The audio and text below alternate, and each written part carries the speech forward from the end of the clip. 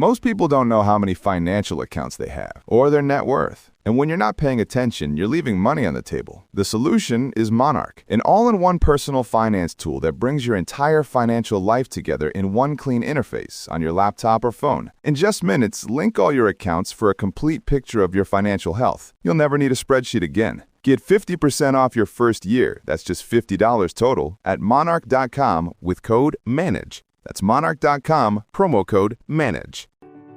Welcome to Growing Your Team, a podcast designed for small business owners seeking to grow their company with the help of employees and contractors. Your time is limited, which means growing and leveraging teams is essential for business success. The Growing Your Team podcast is the place to learn tips and techniques designed to help you know when it's the right time to hire, how to select perfect fit team members, and how to maximize productivity while creating a positive work environment. Drawing from her 10-plus years of leadership and hiring experience, here is your host, Jamie Van Kuyk.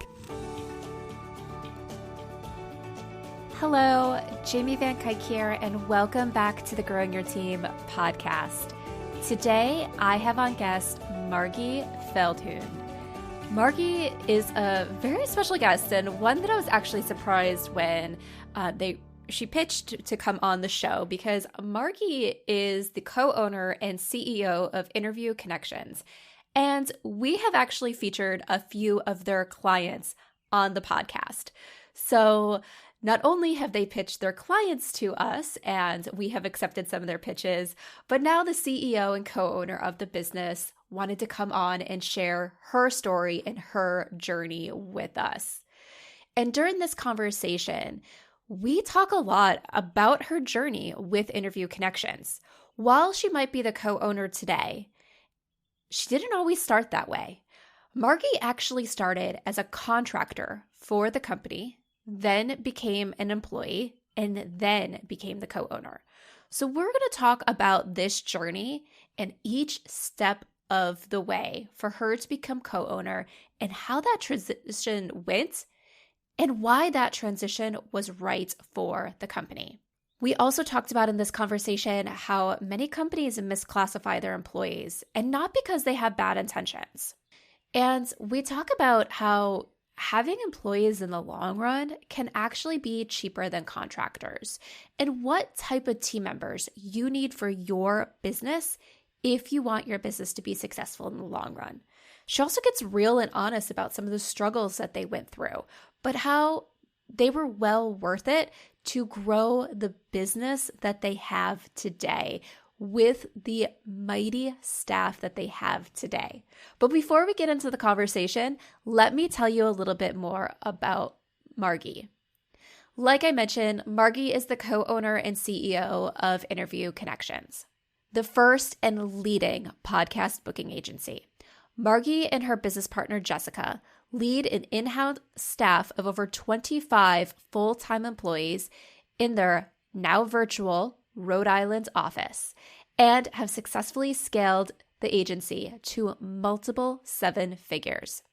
Their team of in-house booking agents are the podcast powerhouses behind a rapidly growing catalog of hundreds of successful entrepreneurs and businesses, including Allie Brown, Paul Ross, JJ Virgin, Eb Weber, and US Financial. And a few of the guests that we've had on this podcast, including Molly McGrath, Katrina Burrus, Krista Grasso, and Elizabeth Latardo. Margy has appeared on dozens of top-tier podcasts like Boss Project and Market Your Genius as a guest expert and thought leader. When she's not busy recording her own show, Rock the Podcast, Margy is active in animal rescue, organizing a yearly fundraiser called Art for Animals. In 2019, she was recognized for her efforts with a Humane Heroes Award. She is owned by her 17-year-old cat and 9-year-old toothless Yorkie Poo. So let's jump into the conversation and learn more about Margy's journey with Interview Connections. Hi, Margy. Thank you so much for joining us on the Growing Your Team podcast. Thank you so much for having me, Jamie. Yeah. Can you kick us off with telling everybody about yourself and your business? Yes. So my name is Margy Feldhuhn, and I am the CEO and co-owner of Interview Connections. We are a multi-seven-figure podcast booking agency. So we book entrepreneurs as guests on podcasts and amplify the voices of leaders who embody authenticity, integrity, and kindness. And we also have an incredible in-house team of 25 full-time employees in Massachusetts and Rhode Island. We're located in Rhode Island. Awesome. It is so great to be speaking with you today because I know we have interviewed a few of your clients here on the podcast. So you've sent us some great recommendations. Oh, thank you so much. Yes, our clients amaze me every day. They're pretty cool. Yes. Yeah. And it doesn't surprise me that you have such a large team because I think almost every time someone reaches out to me with a new connection, a new possible guest for the podcast, it's always from somebody different. So showing that, you have that large team that's serving each one of your clients. Yes, absolutely. And really, we couldn't be where we are today if we hadn't embraced team and specifically embraced like W-2 employees. We did have a contractor model, but the way that we've grown, having employees has been a really key part of it. Ooh, I definitely want to dig more into that. But before we get into kind of that kind of transition and where you are today, let's go back all the way to the beginning. So you joined it, I think from your bio and everything, you were one of the first or the first employee for Interview Connections back in 2017. And now you are a part owner. So tell us a little bit about that journey. First off, what was it like being the first employee? And did you know at that point in time that you might end up becoming a co-owner? That's a great question. So I started out, I actually was a contractor, a contract booking agent back when Interview Connections had the contractor labor model. And I was like a $15 an hour freelance contractor in 2016. And then through like a series of events, I ended up moving from where I was living in Colorado back home to Rhode Island, which is where Jess, the founder of Interview Connections, my now business partner, lives. And so it was really fortuitous that when Jess decided after speaking with an HR consultant that truly what she needed was employees, and she had been treating contractors as employees, which she was warned not to do. And she decided, well, I'll have one key employee. And I was already, in leadership, taking a lot of initiative, and I had just moved back to Rhode Island. So she asked me to become the first employee of Interview Connections. And that, like you said, was in the end of 2016. So beginning of 2017, when I was the first official employee. And then pretty quickly after that, Jess was like, you know what? I think we need to get rid of all the contractors and hire local employees.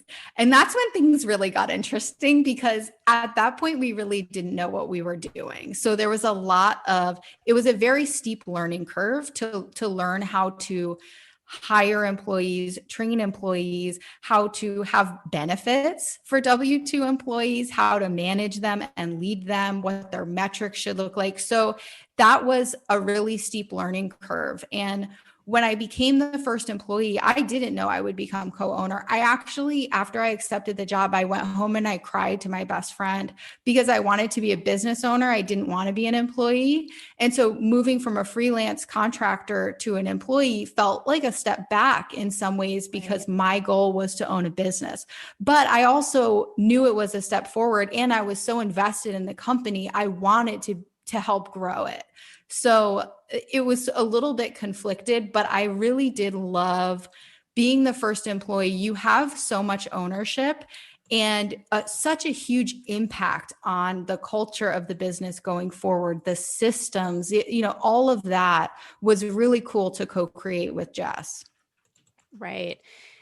There's so many great things and interesting things that I want to dive into with what you just said. But before I forget or go down another path. One of the things that I really want to point out, because it connects to a conversation that was just on episode 66 with Eve Epstein. And we were talking about switching people from contractors to employees, and people just assuming that once they get to that point that everyone that's in a contractor position would be more than happy to take an employee position, and you just need to offer it. And we say, yes, sometimes people will take that position, but other times people won't. And it's remembering that when people are in a contract position, they're technically business owners. And not everyone wants to give up their business, or if you think about it away, merge their business with your business. So it's so interesting to hear like what happened to you, that you knew it was a good move, but it was still an emotional move. You still felt like you were giving up being a business owner in your own business to make this move. Yeah. Yeah. That captures it perfectly. And that's so interesting that you just had that conversation, because it did feel like sort of merging my business, even though Interview Connections was my only client as a contractor. I was working basically full-time hours, but then I had like a side hustle doing fitness coaching and stuff. So it did feel like giving up my freedom. Right. Yeah. So let's talk a little bit more about that. It's going from a contractor to an employee. When you were a contractor, did you feel like the line was being crossed and that you were being treated like an employee? So not intentionally. And obviously I'm not going to throw Interview Connections under the bus, but I will say that as owners, Jess and I learned a lot about the distinction between a contractor and an employee, and someone who's not familiar with HR and labor laws would not know.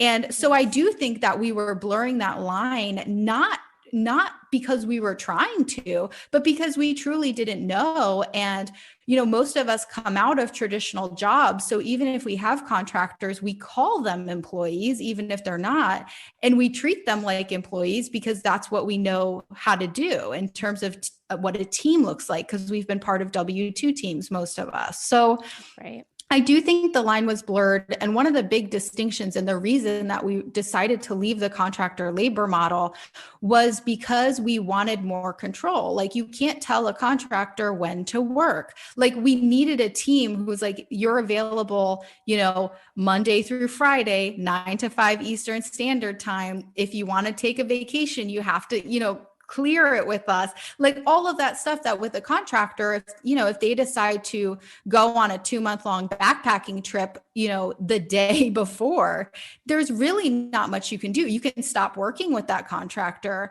but it's not the same as having an employee where you can really guarantee to your clients that the level of service is going to be really consistent and high touch and all of that. Right. And that is so important. Like what you brought up is, I have these conversations all the time with people. They're like, well, I can just hire this person as a contractor because all they think about and all they hear about is the difference in taxes. Oh, I can hire them as a contractor, then I don't have to worry about the employee level taxes. And I'm just like, hold on, wait, let's make sure this position can actually be a contractor position. Like, here's the difference. Here's how the relationship will be different if you have them as a contractor versus as an employee. And there are so many times when I have those conversations where people go, oh, this is an employee position. I never knew the difference. And it's one of those things that's like, companies don't always do it maliciously. It's not with bad intents that they're misclassifying. It's that they really don't know the difference. Yeah. And I'm so glad that Jamie, you are here to advise people, and anyone listening to this who doesn't have someone advising them on this and has contractors and you think you might be treating them as employees, reach out to Jamie. Oh my gosh, because it's so common. We're in a lot of masterminds with incredible business owners, multi 7 and 8 figure businesses who are doing this because they don't know. They're brilliant, they're successful, but they just don't know the distinction between an employee and a contractor. So are inadvertently violating labor laws. And also, I have found we were scared too when we moved to employees. And part of that was for taxes. And then we realized to be competitive, we really needed benefits and healthcare and PTO. And there was that initial sticker shock, but I do believe it's actually been less expensive because when we go all in on our employees, we have this great team who we can count on. We have less turnover and we have a higher end service that's more valuable that we can charge more for. So I do think there's initial sticker shock, and we went through that too. But the investment, if what you need truly is employees for the positions you have, the investment is really worth it. Yes, definitely, 100%. And what sometimes people don't realize is even with contractors, typically, especially if you're hiring some like really good contractors who've been doing this for other clients, they have their set prices, which normally bake in those additional taxes because they have to pay them on their side. Money so that way they can pay their business expenses and be able to take time off and stuff. So all that sometimes is built into their rate. So their rate might be higher on an hourly basis than just that hourly pay that you'd pay an employee because it counts in all of those additional expenses. Yeah, that's such a good point because I definitely did that as a contractor. And I think one of the other things is if you try to make a contractor into an employee, it's not that you can't. Some of them might love it, but contractors are entrepreneurs. And when we're building a team of employees, we want entrepreneurs. We want people who want to be employees, who want to take ownership and leadership and really make it their own, but who ultimately don't want to be business owners. And with contractors, a lot of them are very entrepreneurial, which is not a bad thing, but they might not be the employee that you need in your goals, who's just going to be like, all right, tell me what to do and I'll do it. They're an independent business owner. Right. Yeah. And being an independent business owner, they're not going to care about your business at the same level that an employee will because you're one of their clients. If you're no longer there, they can probably go fill that spot with a different client. Yeah, absolutely. And it's mutual because you're not going all in on them. Like when you have an employee who you're investing with in development and in, benefits and stuff to make their lives better, you're going all in on them. So I think it's much easier for them to be more all in on you and on the business. Whereas you're right, with a contractor, you're one of many clients. It's really not their job to care that much about your business. Right. It's their job to complete the work that you're hiring them to do. Yes. Yeah.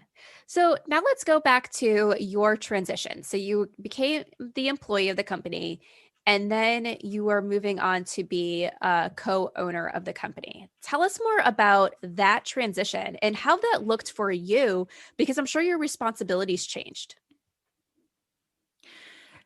So definitely the amount of skin I had in the game changed because suddenly if the company got sued, I'm getting sued. Like if the company had a bad year, like I'm having a bad year. So there was risk, but I was very excited. Unlike getting the offer to be an employee where I was kind of bummed, but I felt like it was the right thing. Like I was just so excited to be an owner. And it wasn't a huge change in responsibilities because the reason I was able to ask for that and get it was because I had been acting like an owner the entire time. So I think that's a really important thing for employees who want to be not even just owners, but promoted into leadership is do the job you want before you're getting compensated for it. And then when you ask for it, it's a no-brainer for a business owner if you're doing a great job to say yes, or at least to seriously consider it. Right. I remember back in my corporate days with managing team members when they would ask for not necessarily promotions, because at that point in time, we really didn't have promotions within our team. They had to be hired by someone outside of our team, but for raises. And they'd be like, well, I want the raise because, I'm going to take on more responsibility. And I'm sometimes like, it doesn't really work that way. You need to show me that you're already doing that additional responsibility. Because you're being paid for your job. If you want to be paid more, what are you doing that shows that you deserve more?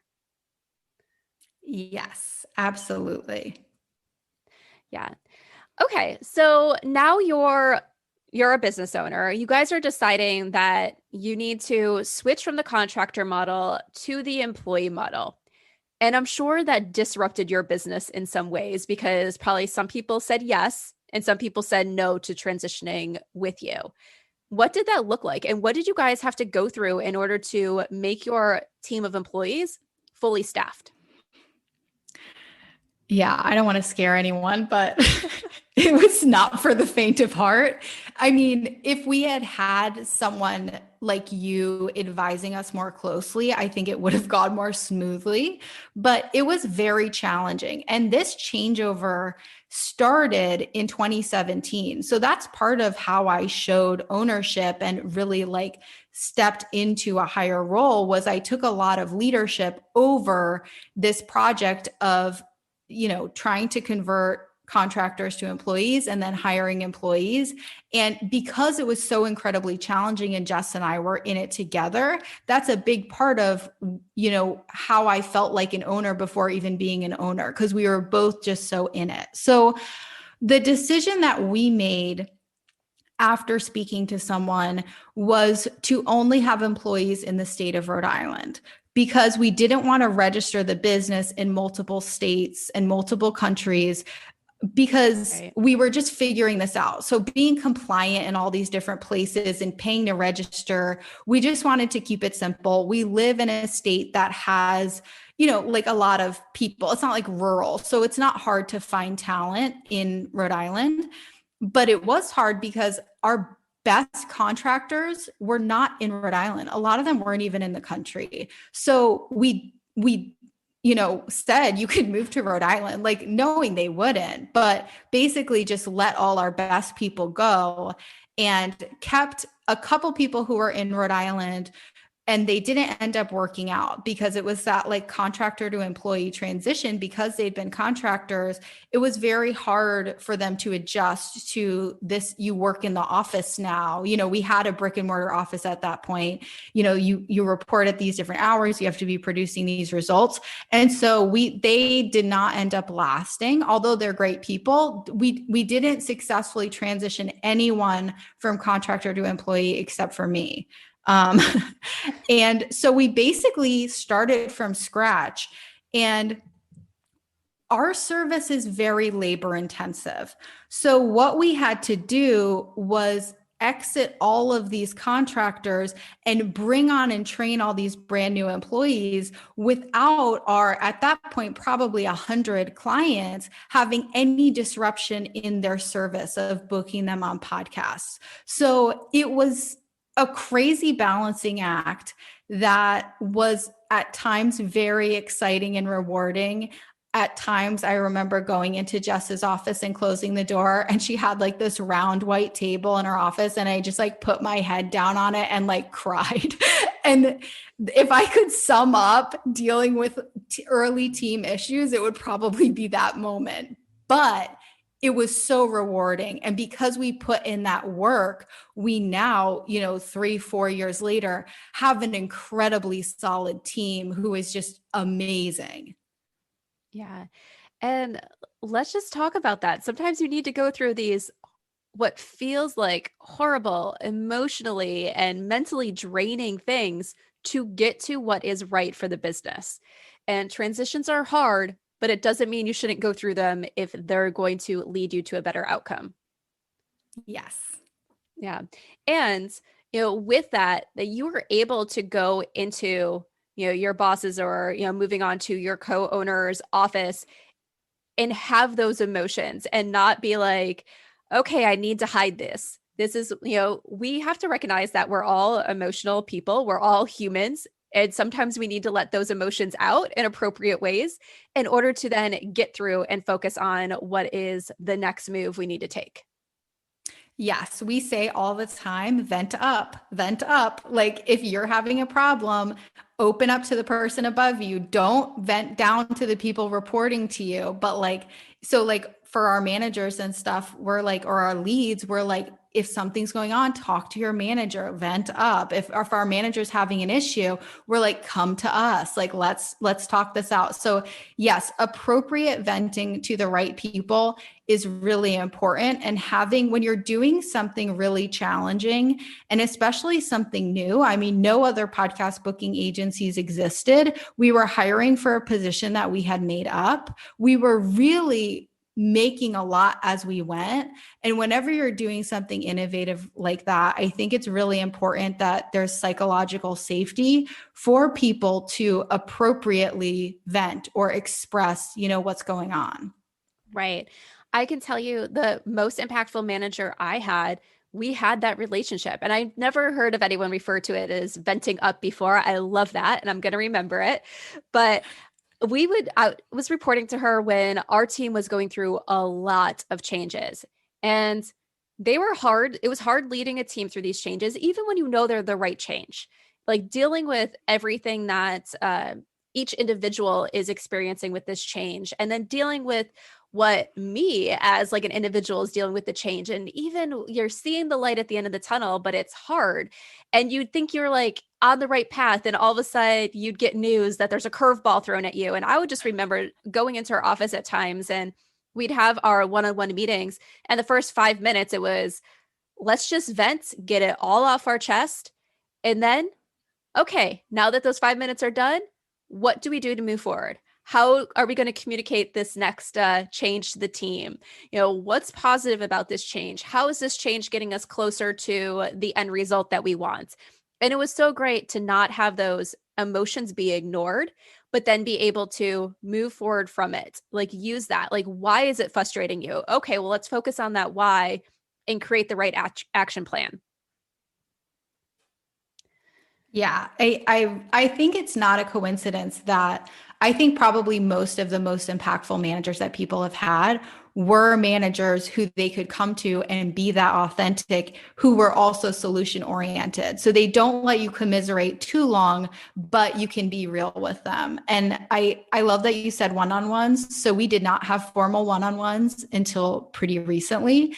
But now everyone has a weekly one-on-one with the person that they report to. So my only one-on-one is with our highest level leader. And it's absolutely incredible. And I actually just read a book called The Coaching Habit, which is 7 questions. And it's been amazing for the one-on-ones, but you can also use them in just quick 10-minute conversations because it's a focus on asking questions, like what's on your mind, and then they answer and you're like, okay, and what else? And what else? And what else? And you keep going deeper. And I found that really helpful to go deeper with the people I manage because people don't always tell you right away what's going on, or they don't even know. So the first thing they tell you might not be the heart of it, but when you keep asking questions, you get in there. So I am so into one-on-ones, and specifically if the manager or leader can be a good listener and ask more questions than they offer advice, those I really think are transformational managers who people always remember.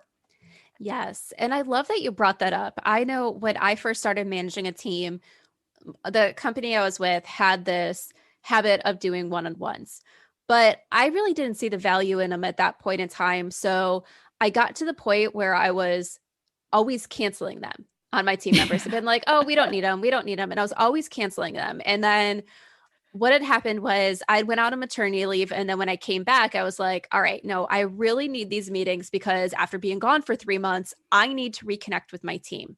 And I kind of switched my thought process about that. And I said, before I was canceling them, because from what I was aware of, we didn't need to talk about anything. But there's so much that I'm not aware of. And that's the whole purpose of these one-on-ones. So then once I started actually staying consistent with these one-on-ones, only canceling when there was a legitimate reason why I had to cancel, why I physically could not be there, the relationship between me and my employees improved so much. And they started telling me more and more and looping me in on things that I should be aware of as a manager, but before maybe they would just try to figure it all out on their own, where now they would still figure it out on their own, but they would loop me in and be like, okay, well, in case you hear about this, here's what happened. Here's what I did, where I could be like, okay, yep, you handled that well. And stuff like that, where it just like, it blossomed the relationship that I had with my team members because I reserved this time for them and then was willing to dig deeper than the surface. Yeah, I honestly had a very similar journey. I totally relate to you. I didn't see the importance of them because I'm like one of those people who doesn't love meetings and I just will, it's like always a thing I'll cancel. If it's like an internal meeting, I'm like, yeah, whatever. But I totally agree. And focusing on asking more questions was a big part of what helped me be more excited about one-on-ones. And then also that connection aspect. And I love that you brought up the things that you don't see, because we think a lot as business owners about what we can see, but how often are we asking ourselves, what can't I see? Because there's so much stuff that you can't see, and that's okay. It's not something to freak out about, but the more you can be curious and investigate and have those conversations, the better your decisions will be, because it's based on not just the stuff you can easily see. Right, exactly. So, with the team, so over the years, you mentioned that everyone was in the office, brick and mortar. But I believe from some of the information you provided me before, now everyone's remote. Now, was that transition due to the pandemic, or were you guys already starting to transition to a remote environment? It was because of the pandemic. So we started in one office and then we ended up outgrowing it and moving into a bigger office. And I did not want to work in an office at all. So I found like every reason not to go to the office.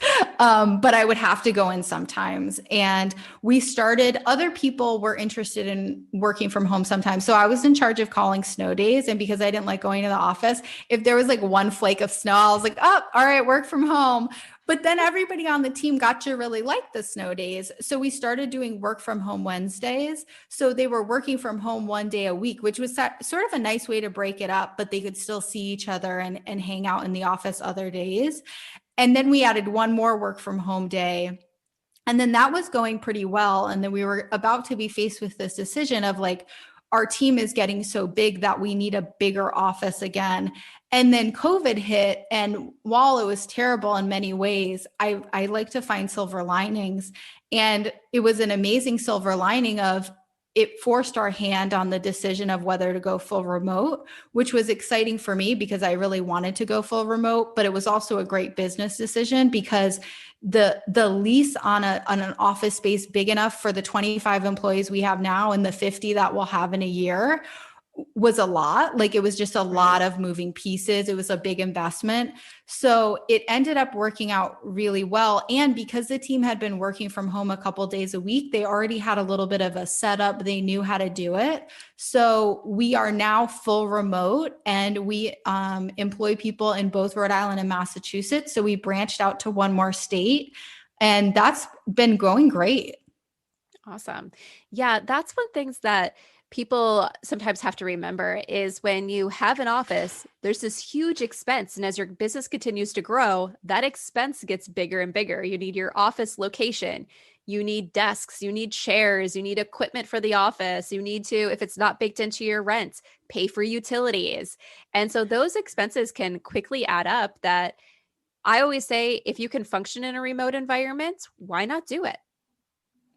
Yeah, the expenses add up, but then it's like the tax on your bandwidth too. There's all these annoying things of like, got to make sure the paper towels don't run out, like all the facilities management. That's like, who do I really want spending time on this when they could be doing something that would be like so much more valuable to the business? So, and I don't want to do it. Like, I don't want to know when we need more paper towels. So yeah, I agree. The remote is just cleaner and simpler. And once everyone's vaccinated, we can still get together, as a team and have that community aspect without having to work in an office.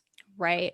So with that, will you guys get a small office just for like get-togethers occasionally, or will it just be 100% remote across the board?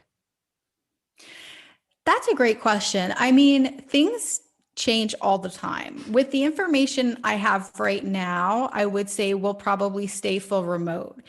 If it was really important to the team to have some type of space, I would be open to a smaller office space that could be like a co-working area for them. So I don't want to go into an office, but as long as I don't have to go, I'd be open to it if it was something that especially my leaders would really find helpful, because doing VIP days and coaching and stuff, I know how powerful in-person energy can be. So Yeah. I'm open to it, but at this point, there are no plans to rent anywhere. Yeah. I know the company my husband works for, he's been working remote for them for 3 years, but their headquarters is about 35 minutes away from our house. And they kind of had a kind of an open office environment. So for most of their employees, if they wanted to go into the office, they could. That no one had assigned desks or anything there. It was kind of like one of those things where even though there's no assigned desks, people had their designated spots where they would sit when they would go in. But they could just go in if they wanted. Some of the team members that did work in the area would get together and collaborate on certain days, but then they'd work from home the rest of the time so they could like really focus and get their work done. Now, I think with them, even though they had that space, they've recently downsized it to a smaller space just because of COVID. They realized, okay, well, maybe we don't need such a big space. But for them, it was nice to occasionally have that space where they could go and collaborate and be as a team, but not have to do it every day. Because who wants to commute every day? I know I don't. Definitely not. Yeah, there's always a part of me. It's like, well, as I continue to grow my business, will I eventually get an office space out of my home? And I'm just like, but then I have to drive to it every day. I'm like, yeah, we'll see what the future holds. But right now I'm like, I like remote. Yeah, I'm loving this no driving lifestyle. Right? Yes, it is nice. So with everything, all right, so now you have this team of 25 and you're thinking that you'll be at 50 employees within the next year. So obviously you've gone a long way with employee count. You had workers, but you went from you being the first employee to your team of 25 and you're hoping to grow. What are some tips that you have learned along this way that would be helpful to our listeners as they continue to grow their teams? Well, definitely hiring someone like you. Like, you should not be going into this blind, because like not only will it be more stressful, but you could get sued. Like, not to scare you, but like have the confidence of someone like Jamie advising you. The other thing I would say is the thing about team that's so challenging, but also makes it so incredible, is that a lot of what it takes to be a great leader, which I think is an ongoing journey forever, it has to do with you. Like, you need to be willing to work on yourself, because you will be tested by having a team. It will trigger your insecurities. You will see things mirrored in your employees that are things that you maybe need to deal with in yourself.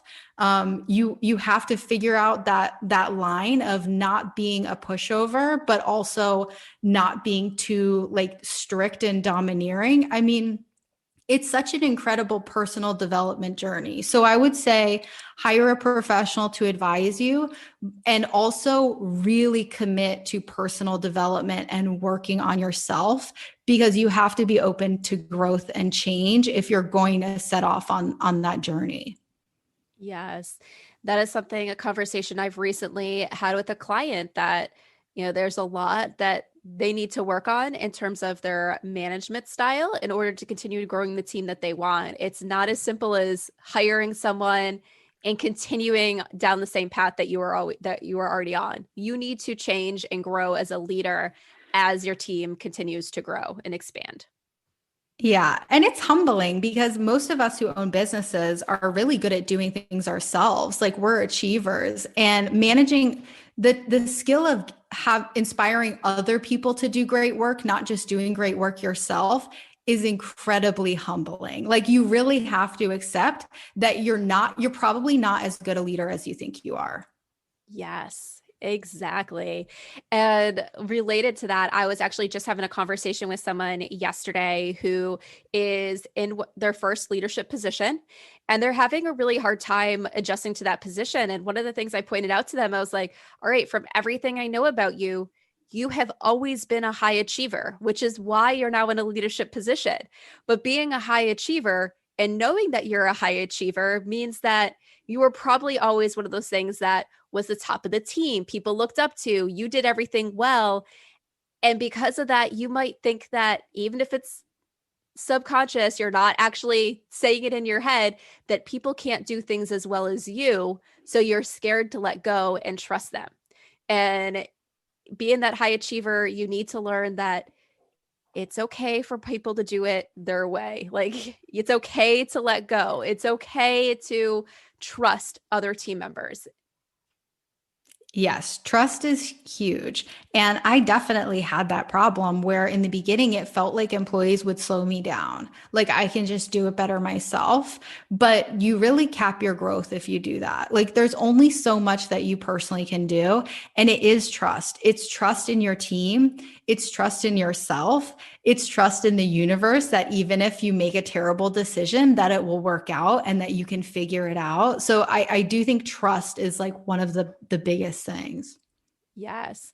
Yeah. And like you said, there's only so much you can do. One of the quotes I love is, you don't have the same amount of hours in the day as Beyonce because she has a whole team helping behind her. Yes, I love that. All right. Well, we are getting to the end. So tell everybody how they can get in touch with you or how they can get in touch with Interview Connections if they would like to get on some podcast. Yes. So our website is interviewconnections.com. But the best place to connect with us and interact with me and Jess and our amazing team live is to join our free Facebook community, interviewconnections.com/group. All right. Well, thank you, Margy. All right. So my final question that I like to ask everyone, we have all had leadership, I'll start that over. We have all had leaders or managers that stood out to us. Think of the most impactful leader or manager that you have had, and can you share with us one thing that made them stand out as a great leader to you? So this is funny because a lot of why I wanted to own a business is because I didn't really have any managers that I liked, except I would say Jess, my now business partner. And one of the things I really respect about Jess as a leader is she gave me a lot of freedom, which if she hadn't given me freedom to like figure things out and do things my own way, it probably wouldn't have worked out. But because she gave me that autonomy, I was able to really take ownership of things and grow things and figure things out in a way that for a young business where we were was really helpful for everybody. Great. Well, thank you so much for sharing that. And thank you for everything that you shared today on the Growing Your Team podcast. It was so great having you and having you be open and honest and share about your journey of going from contractor to employee to business owner. Thank you so much, Jamie. Are you ready to hire a new team member for your business and you want to ensure you hire the person who can succeed in the role, make you happy, and positively impact your bottom line? Then set up time and let's talk, because this is exactly how I help business owners like you. When you go through my Hire framework, not only will you learn how to attract candidates who have the passion you desire, but you'll be able to identify and select candidates who have the skills you need and can succeed in the role. With my Hire framework, you go through 4 core areas. We start off by going through the hiring details. Here, I help you articulate exactly what your position entails so you're not working in reactive mode. We then dig into the very specific criteria your ideal candidate needs to have to be a best fit, not only for your position, but for your company as a whole. Then we move on to step 2, initiating the advertising plan. This is where I create you a detailed custom job posting and a custom advertising plan designed to bring in perfect fit candidates. So you spend your time looking at quality candidates. Then step 3 is all about the review process. I provide you with a review guide that's designed to help you identify quickly what to look for in a submitted application to determine if they're worthy of your time. After you choose the best candidates, I provide you with a custom interview guide so you know exactly what to ask in an interview and make sure the interview is as productive as possible. And then lastly, step 4, it's all about the expectations for success. Once you've hired the best candidate, I help you make sure your onboarding plan is as efficient as possible so you can set your new hire up for long-term success and no more having to go through the yo-yo of the hiring and firing cycle. You have a team member on your team who's going to stick around and perform at the level needed. Going through this consultant process not only helps you find the right new hire for your current open position, but it teaches you how to repeat this process with every new position you add to your company as it continues to grow. So if you're a small business owner who is ready to hire, has a rough idea of the position you need to add, and you're tired of going through the hiring process only to end up with bad fitting team members, then let's talk.